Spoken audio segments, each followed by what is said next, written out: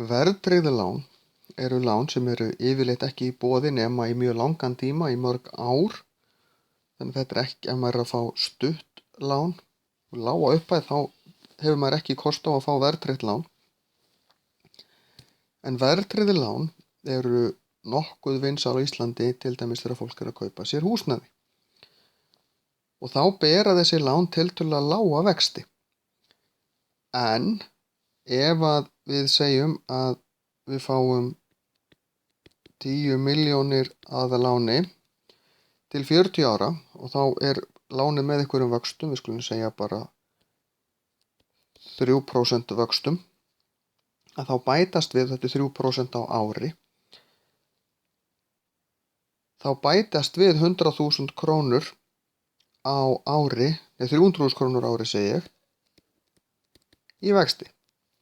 Og maður borgar það nú í afborgununum meira eða minna, þannig að lánið hækkar ekki 300.000 á hverju ári. En ef að það er 3% verðbólga líka, þá bætist við annar 300.000 kall. Og það er ekki víst maður borgi hann allan með afborgununum. Sérstaklega ekki ef þetta er orðið kannski 5 eða 6% verðbólga, sem er nú alveg þekkt á Íslandi. Og svona lán er oft til 40 ára. Þannig að ef hérna eru 40 ár og ég ætla að klára að borga lánið mitt þá og lánið byrjar hérna í 10 milljónum, á 40 árum þá er alveg líklegt, ef að verðbólgan er hærri en 2-3%, að þá getur lánið mitt bara hækkað og bara töluvert, þess vegna 5 milljónir eða meira, jafnvel helming af því sem að lánið var. Og svo svona þegar lánstíminn er að vera hálfnaður, þá fer ég að borga lánið niður, en þá eru líka afborganirnar orðnar töluvert hærri en þar voru. Það sem fólk er að reyna að treysta á sem tekur verðtryggð lán er að verðbólgan sé ekki það há að lánið fari ekki mikið upp. En svo er önnur leið líka sem að ég mæli í raun og veru með ef fólk tekur verðtryggð lán, að það er að taka þau helst ekki til 40 ára.